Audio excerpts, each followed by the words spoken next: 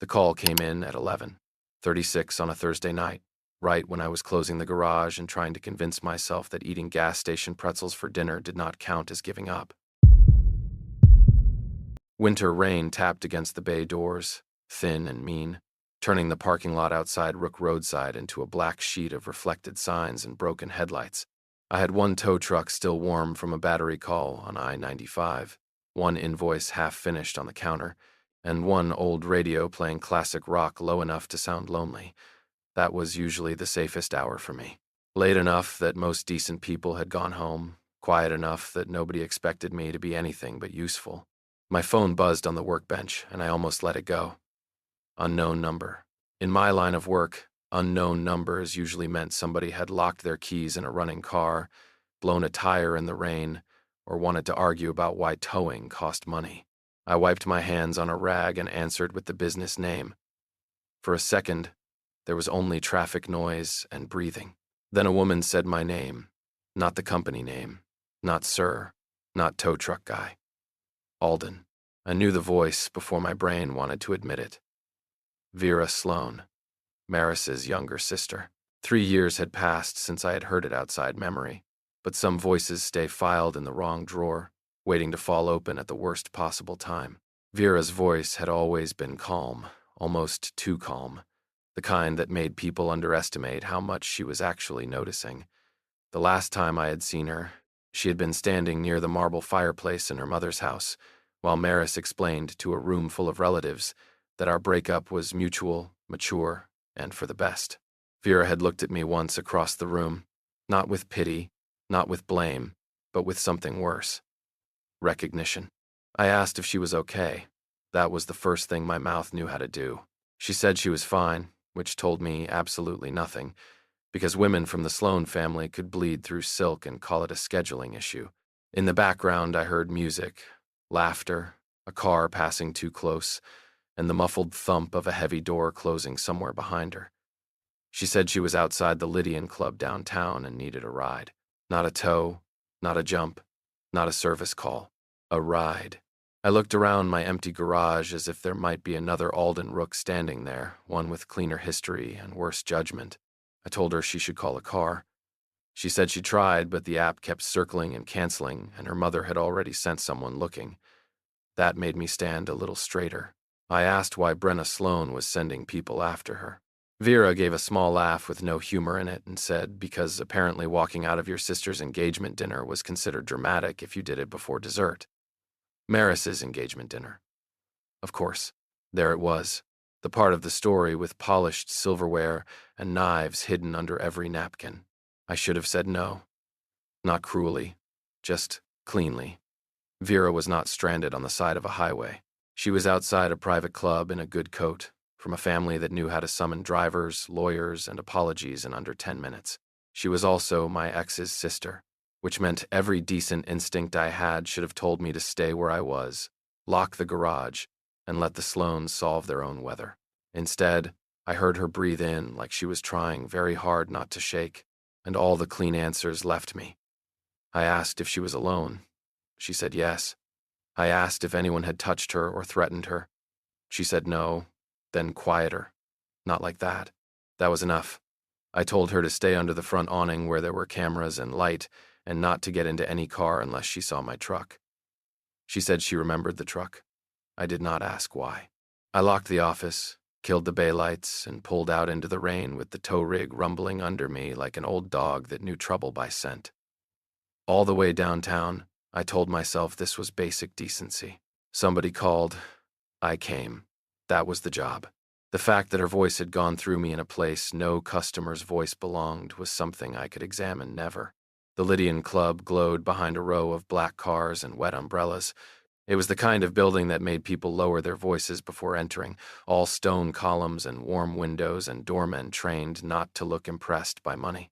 Vera stood under the awning near the side entrance, wearing a dark blue dress under a pale wool coat, her hair pinned back with a few pieces loosened by the damp air. She looked composed from a distance. Up close, when I pulled to the curb and leaned across to open the passenger door, I saw the truth in her hands. They were shaking around a tiny silver clutch, She climbed into the truck without waiting for me to come around.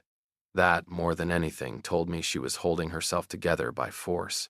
The cab smelled like rain, motor oil, and the black coffee I had abandoned in the cup holder hours earlier.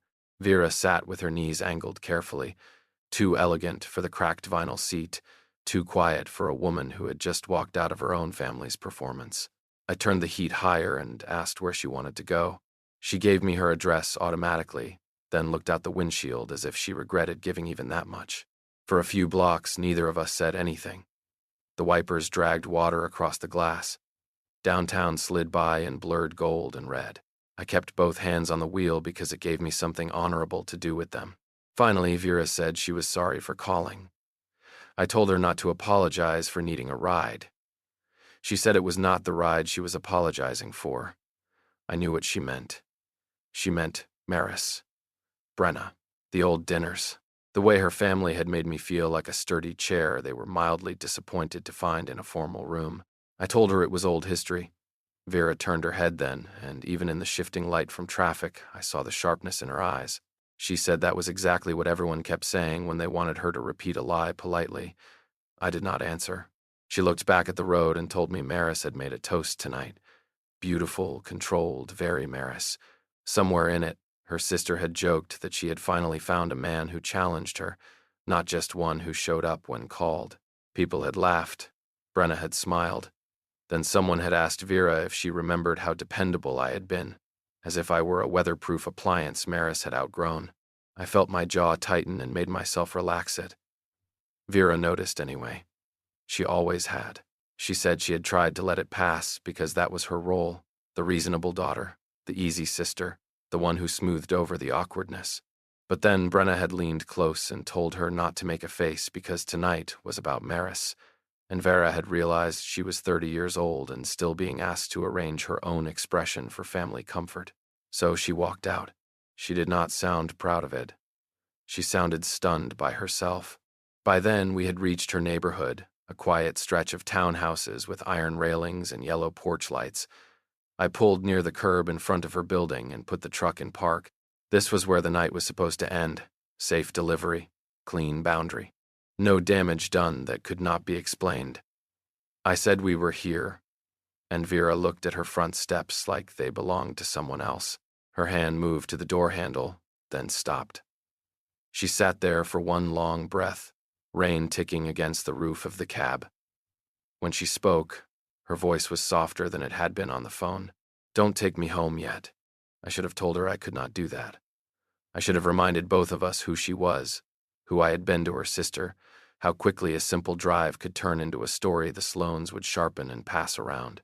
Instead, I looked at Vera sitting in my passenger seat, still shaking but finally done pretending, and understood she had not called me because she needed transportation.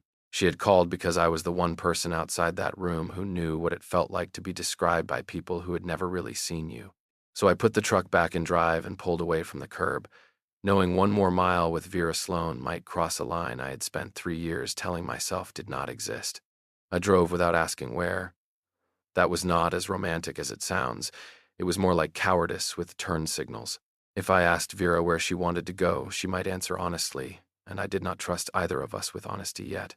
So I kept to the wider streets, the practical ones, the ones with gas stations, late pharmacies, and enough traffic lights to make silence feel like navigation instead of avoidance.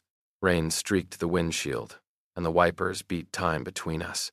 Vera sat beside me with her clutch in her lap, one hand wrapped around the other as if she could hold herself still by force. I told her there were napkins in the glove box if she needed them. She said she was not crying. I said I had not said she was. That earned me the smallest glance, almost a smile, but not quite. Vera had always been good at not giving people the satisfaction of seeing where they had hurt her. Even back when I was dating Maris, Vera would sit at those long Sloane dinners with her shoulders straight and her expression calm, while her family discussed people like they were design problems. She never joined in much. She watched. At the time, I thought she was shy. Later, I wondered if she was simply outnumbered. She asked if I hated them. The question came so suddenly I nearly missed my turn. I told her no, because hate took more energy than I had ever wanted to spend on the Sloanes. She said that sounded like something I would say to be decent. I said decency had been exaggerated in my case. She looked out the window and told me I had always done that. Made yourself smaller before anyone else could accuse you of taking up space. I wanted to argue, but the truth sat between us like a third passenger. We passed the river, black and slick under the bridges, and Vera watched the lights smear across the water. She said Maris had told the breakup story tonight as if it were a charming anecdote from a younger, less serious life. Apparently, I had been dependable but limited. Sweet, but not ambitious enough. Good in a storm, not good for the future. Vera repeated the words without imitating her sister, which somehow made them worse. She did not sound cruel. She sounded tired of carrying other people's polished versions of ugly things. I told her Maris was allowed to remember it how she wanted. Vera turned toward me then, sharper. She said that was generous, but not true. People were allowed their memories, yes, but not their edits when those edits turned another person into furniture. I kept my eyes on the road. Furniture. That was closer than I wanted. In Maris's family, I had been useful, sturdy, acceptable in a crisis, and faintly embarrassing in a room full of men who knew which wine to order without looking at the menu. I owned trucks. I came home with grease under my nails. I could change a tire in rain, but not, quote, the right architect over dinner. Maris had loved me in private better than she defended me in public, and eventually that math had started to show. Vera said she saw it. Just those 4 words. I saw it. Nothing dramatic. No big speech. But my hands tightened around the wheel anyway. She said she saw the way Brenna asked about my business like it was a phase. The way Maris corrected my stories to make them sound more charming. The way everyone thanked me when I fixed something and then forgot I was in the room once the thing worked again. She said the night Maris told everyone I was not really a long-term plan. Vera had been standing in the kitchen doorway with a bowl of salad in her hands, wondering why no one looked embarrassed except me. I remembered that night. I remembered the salad bowl, too, absurdly. Glass, heavy, too fancy for lettuce. I remembered Vera setting it down too hard, the sound cutting through the conversation. Maris had laughed it off. Brenna had asked if everything was all right. Vera had said the bowl was slippery. I had believed her because it was easier than believing someone in that house had been angry for me. You should have said something, I told her, though I knew that was unfair before the sentence finished. Vera accepted the unfairness anyway. She said she was 26, still living half her life under Brenna's approval and half under Maris's shadow. She said in that family, disagreeing politely was treated as a weather disturbance, and telling the truth was treated like vandalism. Then she turned her face toward the glass again and added that she had said something later, just not to me. She had told Maris that a man did not become small just because she needed him to be smaller than the life she wanted. Maris had not spoken to her for a week. The truck cab felt too close after that. I had spent 3 years thinking Vera Sloan was a quiet witness to the worst parts of that relationship. I had not known she had been carrying a defense of me in rooms where I was no longer invited. That knowledge did not feel clean. It felt dangerous. It made her less like my ex's younger sister and more like a woman who had been paying attention when I thought no one was. I tried to push the night back into safer lanes. I asked why she called me instead of a friend. Vera gave a small laugh and said most of her friends were either at the dinner or married to people at the dinner or would have asked too many questions before unlocking the car. I said I was not asking questions. She said I was asking them sideways, which was worse because it made me sound noble. I told her nobody had ever accused me of nobility in a tow truck. She looked at the cracked dashboard, the old coffee cup, the rain moving over the windshield, and said it was the first honest place she had been all night. That should not have affected me the way it did. Honest. My truck was scratched, loud, and smelled faintly like jumper cables no matter how often I cleaned it.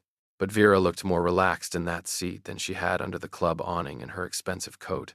She slipped one heel off and flexed her foot with a little sigh, then seemed to realize she had done it and looked embarrassed. I told her the truck had seen worse breaches of etiquette.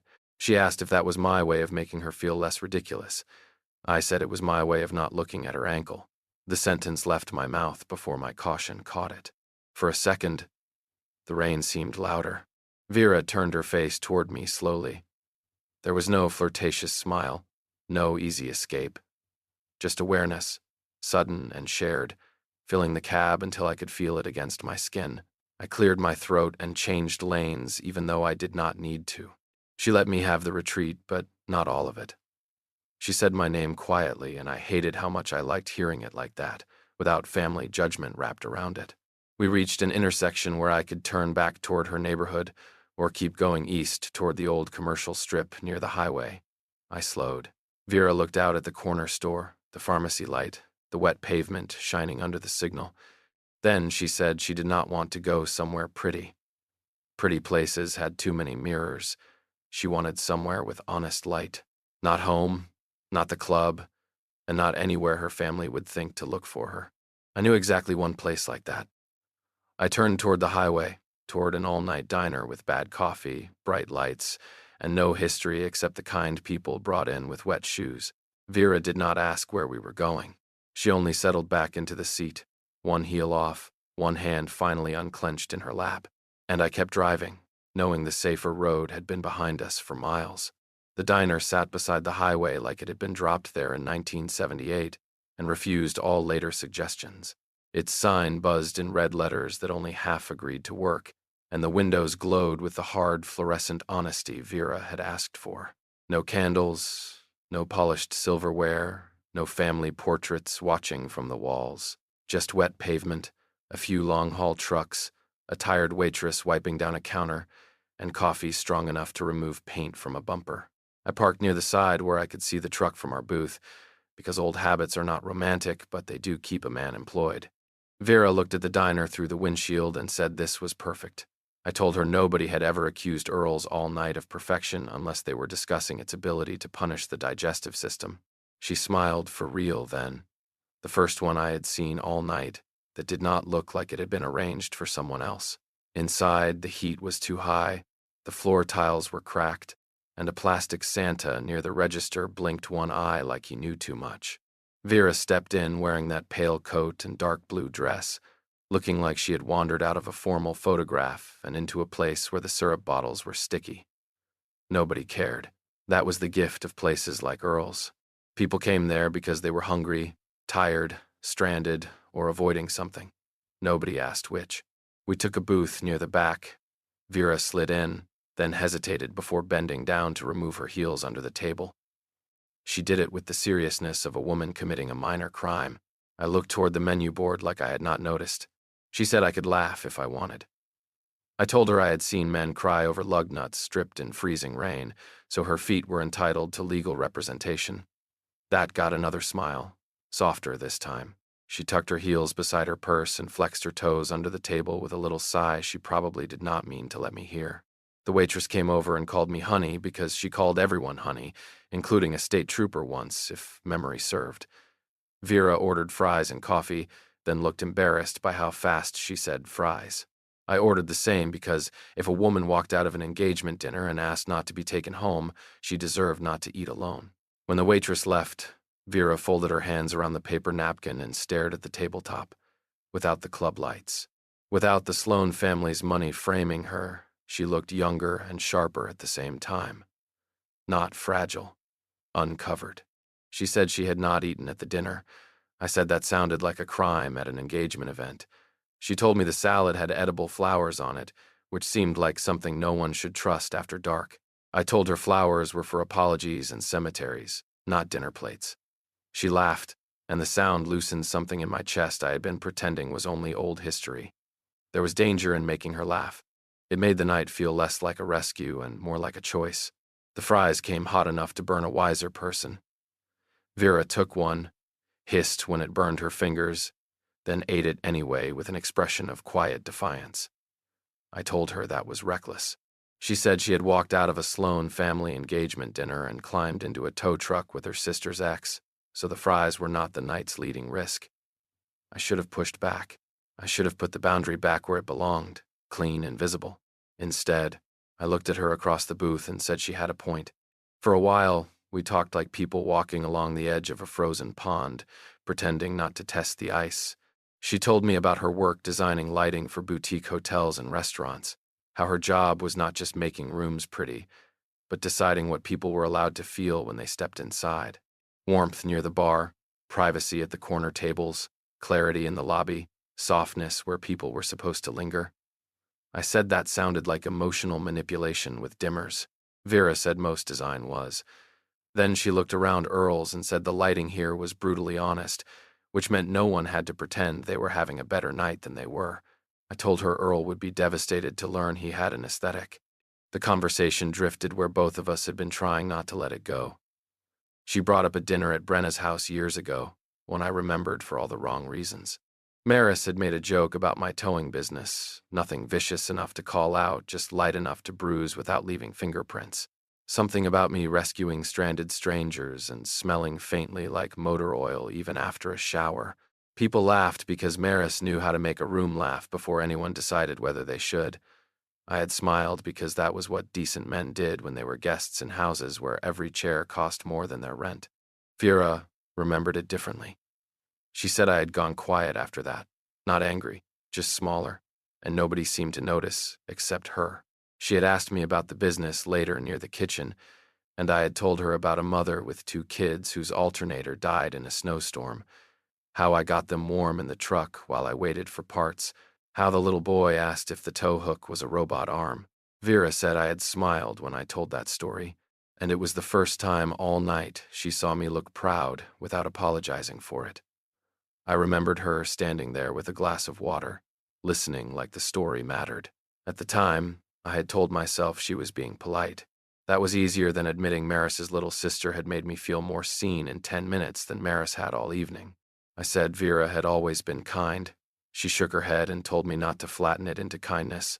That was another Sloane habit, she said, turning anything uncomfortable into something tasteful. She had admired me. She said it plainly, and I looked down at my coffee because there are sentences a man hears with his whole body if he is not careful. Vera continued before I could rescue either of us with a joke. She said she admired that I did not chase people who were determined not to respect me. I told her maybe I should have.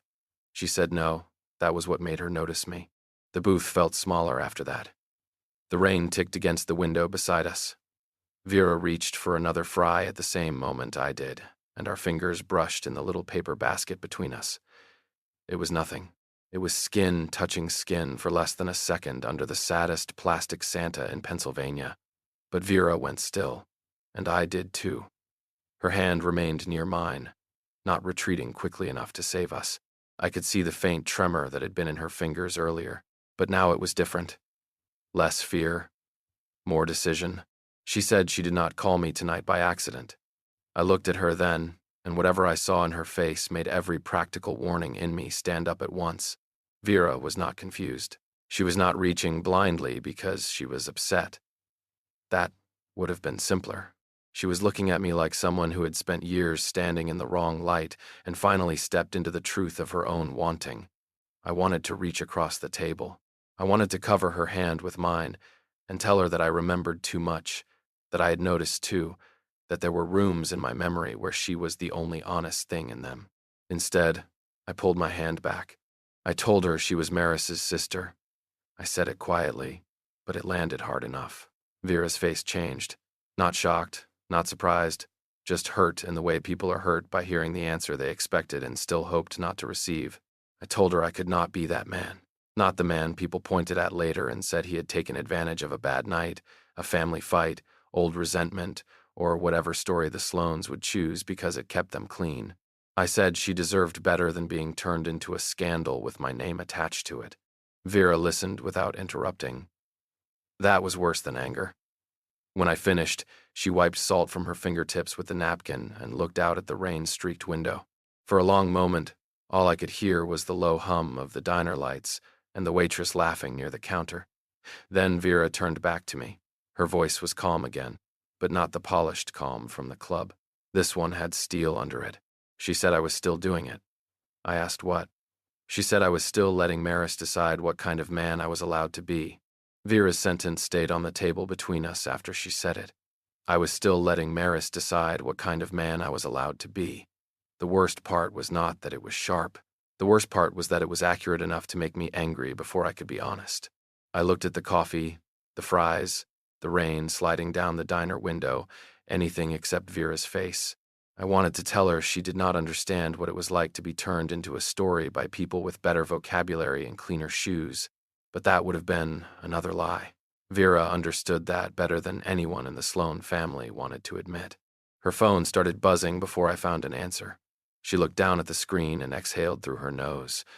Not surprise, not even fear, just the tired sound of a woman watching the same door swing open again. Brenna Sloan's name lit the screen, disappeared, then lit again. Maris followed. Then Brenna again. Vera flipped the phone face down beside the ketchup bottle and did not touch it.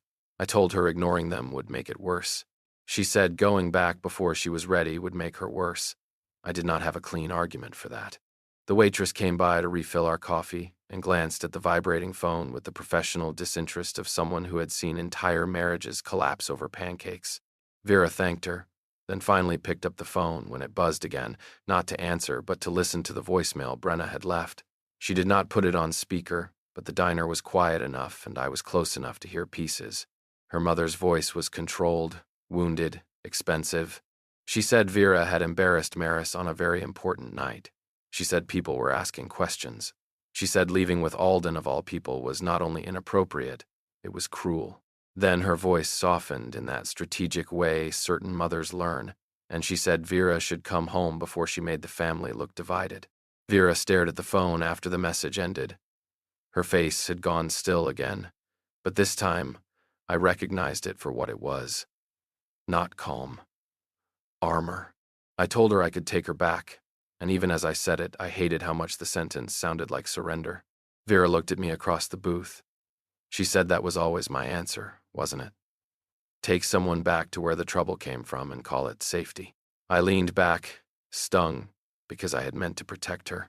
She saw that too, because of course she did, and her voice gentled without losing the edge. She said she knew I was trying to do the right thing. That was the problem. Everyone around her had a version of the right thing that ended with her quiet. Maris's message came next, shorter and colder. Vera read it instead of playing it. I watched the words move across her eyes. When she set the phone down, she said Maris wanted to know if this was punishment, if Vera was trying to humiliate her by being seen with me, if she had any idea what people would think. Vera laughed once, small and stunned. She said her sister had managed to make even Vera's leaving about Maris's reputation. Then she pressed her fingers to her eyes, careful not to smear whatever makeup had survived the rain. I should have kept my mouth shut. Instead, I said Maris had a right to feel blindsided. Vera dropped her hand and looked at me like I had stepped on something living. I told her I was not defending the message, only saying this was complicated. Vera said complicated was the word people used when they wanted the person with the least power to carry the most discomfort. That shut me up. She looked tired after saying it, as if the sentence had cost more than anger usually did. My own phone buzzed then, saving me from myself and making things worse in a new direction. Orrin Pike's name appeared on the screen. Orrin was old enough to have opinions he had stopped trying to soften and had been dispatching my late-night calls part-time since his knees decided towing in bad weather was a young man's hobby. I answered because if I ignored him, he would keep calling until the phone developed shame. He asked if I was still alive, because the garage lights were off and I had not filed the last invoice. I told him I had handled a personal pickup. He asked if the personal pickup had a name or if we were pretending I had become mysterious. I glanced at Vera, who was watching the rain again. I told him it was Vera Sloan. Silence came through the line, heavy and delighted in the worst way. Then Orrin said, with no effort at delicacy, that the universe had finally developed a sense of humor. I stepped away from the booth and stood near the old payphone by the restrooms, lowering my voice.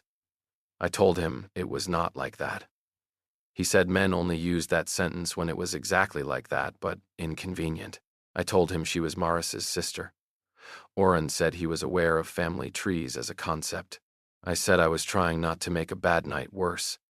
Orrin let out a tired sound, the kind he made when a customer insisted the tow hook was scratching a bumper that had been dented since 2009.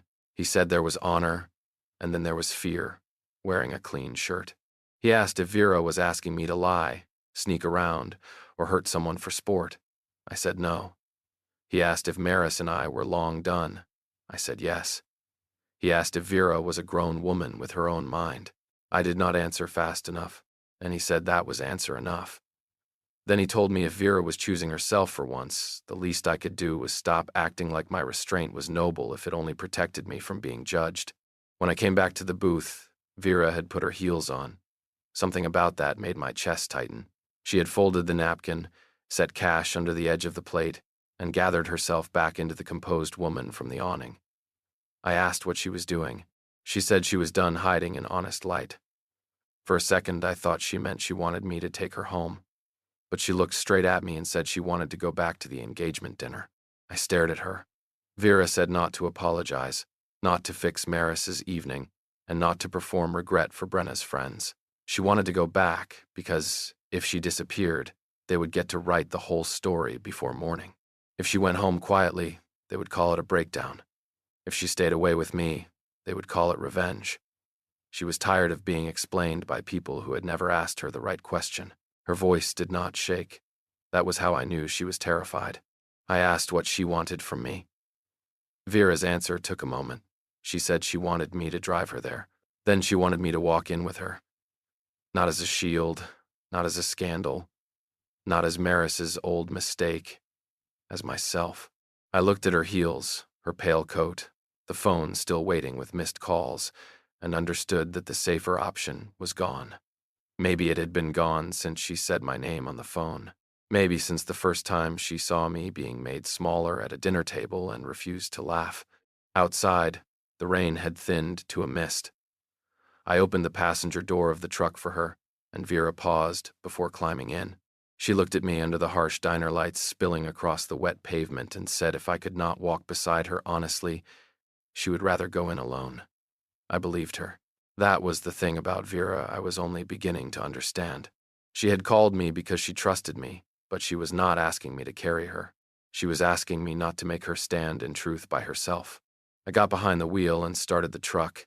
The engine turned over with a rough growl, and in the dashboard glow, Vera looked both elegant and exhausted, brave and done being careful for other people. I pulled back onto the road toward the Lydian Club, while every mile carried us closer to the room I had spent 3 years avoiding. The Lydian Club looked different when we came back.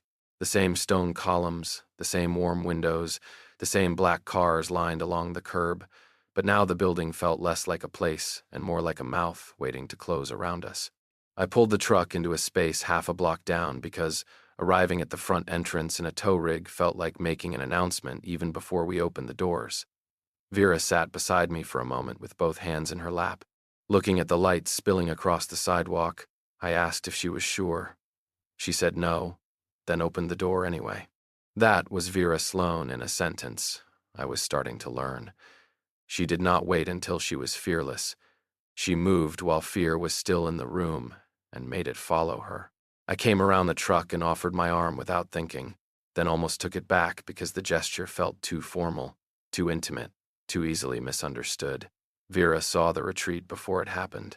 She looked at my arm, then at my face, and slipped her hand through anyway, her finger cold against my sleeve. She said if anyone was going to misunderstand, they had probably started already. I told her that was comforting in a deeply terrible way. Inside, the club smelled like candle wax, expensive perfume, and roasted meat that had been left too long under silver lids. The engagement dinner had shifted into that late-stage party atmosphere where people were no longer seated but not yet leaving, floating in groups with champagne glasses and opinions. A string quartet played somewhere near the fireplace, because of course it did. Conversations thinned when Vera entered, not all at once. The room was too well trained for that, but attention moved like a draft, touching one cluster, then another, until faces turned. Brenna Sloan reached us first. She wore deep burgundy and a necklace that probably had its own insurance policy. Her expression was maternal concern arranged over social panic. She said Vera's name softly, but there was command under it. Then her eyes moved to me. For 1 second, I was back in that dining room 3 years ago, standing near the sideboard while people discussed whether a man like me could ever fit into a life like theirs. My hand started to leave Vera's arm. Vera tightened her grip before I could. Brenna said she needed a word with her daughter. Vera answered that she could speak right there. Brenna's smile held, but barely. She said this was not the place. Vera looked around at the room that had been built for other people's announcements and said it seemed to be the exact place, since everyone here had already been invited into her business. A few people pretended very hard to study their drinks. I had to respect the efficiency of it. Vera did not raise her voice. She did not create a scene.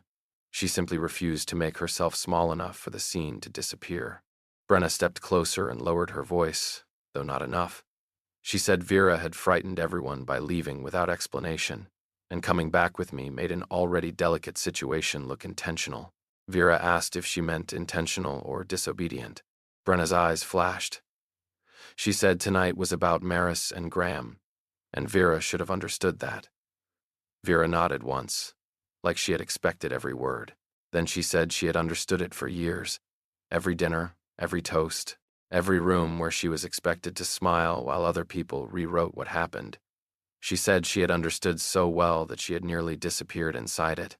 That was when Maris appeared. I had not seen her in 3 years, and still my body knew the old pattern. Brace first, breathe later. Maris Sloane looked beautiful in a silver dress, polished in the way she had always been polished, every detail chosen to suggest effortlessness that took hours. Her fiancé stood a few steps behind her, handsome, confused, and wise enough not to speak. Maris looked at Vera first, then at me, and the hurt on her face was careful enough to make me wonder how much of it was real and how much had been refined for witnesses. She said she could not believe Vera would do this tonight. Vera's hand slipped from my arm, but she did not step away from me. She asked what exactly Maris thought she was doing. Maris laughed once, softly, as if the question itself was unfair. She said Vera left her engagement dinner, ignored their mother's calls, and came back with Alden, of all people. She used my name like a glass set down too hard.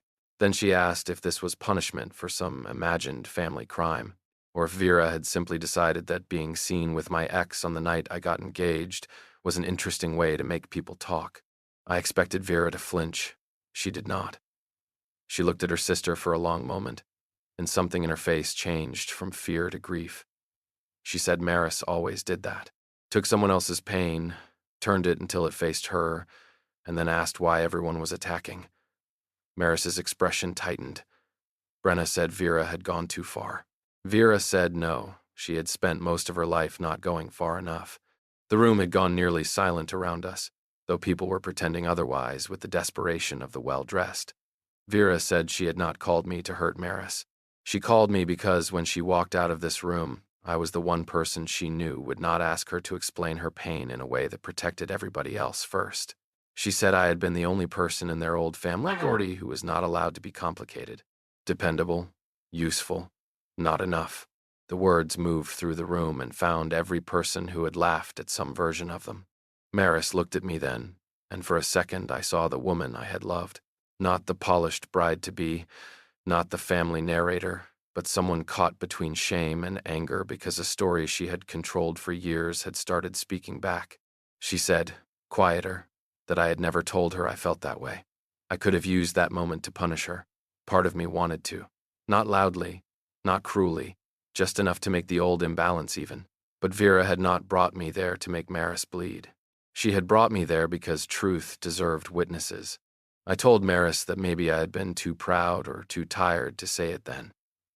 Maybe I had smiled when I should have left earlier. But Vera was not revenge for that. She was not a secret I had been keeping. She was not a way to embarrass anyone in this room. I said Vera and I were grown adults standing in a complicated place. And complicated did not mean shameful just because the family preferred simple stories. Brenna started to interrupt, but I kept my voice steady and looked at Maris, not her mother. I told her that whatever had happened between us was over, and what Vera felt, what I felt, did not belong to the version of me Maris had left behind. Saying it out loud did not make the room easier. If anything, it made the air heavier. Vera looked at me then, and the look nearly broke my concentration. There was no triumph in it. Just recognition, the same kind I had heard in her voice on the phone, only stronger now. Maris swallowed and looked away first. Her fiancé touched her elbow, not possessively, just gently. Brenna's face had gone pale with controlled fury, but even she seemed to understand that a public argument would only give the room more to remember. Vera stepped toward her sister. She said she was not asking Maris to approve anything tonight. She was only done pretending that loyalty meant lying for her. She said she hoped Maris was happy, truly, but she would not keep paying for that happiness by erasing her own feelings. Then she turned to Brenna and said she was going home when she chose to, not because someone managed the optics. Her voice trembled on the last word, but it held. No one stopped us when we left. That might have been the strangest part.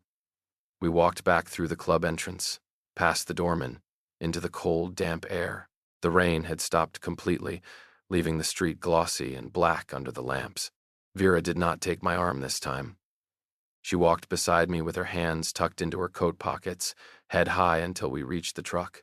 Then she leaned one hand against the passenger door and let out a breath that sounded like it had been trapped in her since childhood.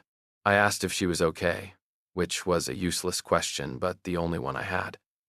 She looked at me over the roof of the truck, eyes bright in the streetlight. She asked if I meant what I said inside, or if I had only said it because I was protecting her. For the first time all night, I did not have a safe answer ready. Vera's question stayed in the cold air between the roof of the truck and the streetlight above us. Did I mean what I said inside, or had I only said it because I was protecting her? I wanted to answer quickly. Men like me were good at quick answers when someone needed a tire changed in traffic or a battery jumped in freezing rain. But this was not a roadside problem, and Vera deserved more than the first decent-sounding sentence I could pull from fear. So I stood there with one hand on the driver's door, looking at the woman who had walked back into a room built to silence her, and I told her I did not want to answer where her family's windows could still see us. She studied me for a second, then nodded. Not because she trusted me completely yet, but because she trusted herself enough to get into the truck with a man who had finally stopped pretending the night was simple. I drove away from the Lydian Club without turning on the radio. The city had that washed, clean look winter streets get after rain. Every stoplight reflected twice, once above us and once beneath the tires. Vera leaned her head back against the seat, eyes open, hands folded in her lap. She looked exhausted now that no one was watching her perform composure. That made me want to protect her, yes, but it also made me want something harder to admit. I wanted to be the person she did not have to perform for after the fight was over. I took her to a quiet overlook near the river, a place tow drivers knew because people got flats on the access road, and couples went there to have conversations they should have had before parking near water. The rain had stopped, but the pavement was still wet, and when I pulled in, the amber lights on my truck reflected across the road in long, broken strips. Across the river, warehouses and old factory windows glowed in patches. Nothing about it was pretty in the Sloan family way. No chandeliers, no polished speeches, just dark water, cold air, and enough distance from the club for the truth to stand without being interrupted. I shut off the engine but left the running lights on. For a while, neither of us moved. Then Vera said my name, not impatiently, only reminding me that she had asked a question and I had not earned the right to avoid it forever. I told her I had meant what I said inside. Her face turned toward me, cautious. I said I had not said it to hurt Maris, and I had not said it because Vera needed a shield.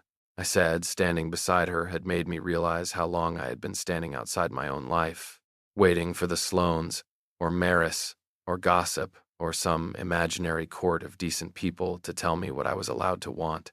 Vera looked down at her hands. I could tell she wanted to believe me, and I could also tell belief cost her something. She said she could not be another person I protected from a distance, while denying what I meant to her up close. She had spent too many years being handled gently by people who still expected her to disappear when the real decisions were made. If I was only here because the night had gotten intense, because she looked wounded, because I was angry at Maris, then she needed me to take her home and let the door close. That hurt because it was fair. I told her I had used honor like a clean shirt over fear. It looked good from the outside. It let me sound like the careful one, the decent one, the man who would never take advantage of a bad night. But the truth was uglier. Wanting her scared me more than being judged by her family. If I wanted her and she later decided the risk had been too much, I would not get to call it old history and drive away untouched. I would have to live with knowing that for one night, I had believed I could be chosen by the one person in that family who had seen me before I knew I needed seeing. Vera's breath changed. Not a gasp, not a sob, just the sound of her armor loosening by one piece. I told her I remembered more than I had let myself admit. The way she had stood in the kitchen doorway with that glass salad bowl after Maris mocked my work. The way she had asked real questions about my business when everyone else treated it like a temporary flaw. The way she had looked at me the night Maris and I ended, not like I was pathetic, but like I had been left in a room where nobody wanted to admit they had watched me bleed. I said I had turned all of that into politeness, because wanting anything else felt impossible. But impossible was not the same as wrong. She looked out at the river for a long moment. Then she said she did not want to be a rebellion. I told her she was not. She said she did not want to be revenge. I said she was not that either. She turned back to me then, eyes bright, voice steady in the way people sound when they are holding the last fragile part of themselves with both hands. She asked what she was. Then, I reached across the space between us slowly enough that she could stop me. She did not. I took her hand, cold fingers and all, and held it like an answer I was finally done hiding. I told her she was Vera, not Maris's sister first, not Brenna's reasonable daughter, not a scandal, not a mistake, not the woman who called me because she was stranded outside a bad night. Vera, the woman who asked for honest light, the woman who saw me when seeing me cost her something, the woman I wanted to know in daylight, slowly, openly, without making either of us pretend the past had no weight. Her fingers tightened around mine. She asked if slow meant I was afraid. I said slow meant I respected what this could cost her. Then I added that yes, I was afraid too, because I was not suddenly becoming a heroic man in a parking lot by the river. I was still me. I would still probably overthink, retreat, and call it caution at least twice before breakfast. Vera laughed then, soft and wet around the edges, and the sound took the last bit of distance out of the truck. I got out first and came around to her side, not because she needed help, but because I wanted to meet her in the open air. She stepped down from the cab, leaving her heels on the floorboard and standing on the wet pavement in bare feet for half a second before I swore under my breath and told her the ground was freezing. She said she had survived edible flowers and public family warfare, so asphalt was not going to be her downfall. I took off my jacket and wrapped it around her shoulders anyway.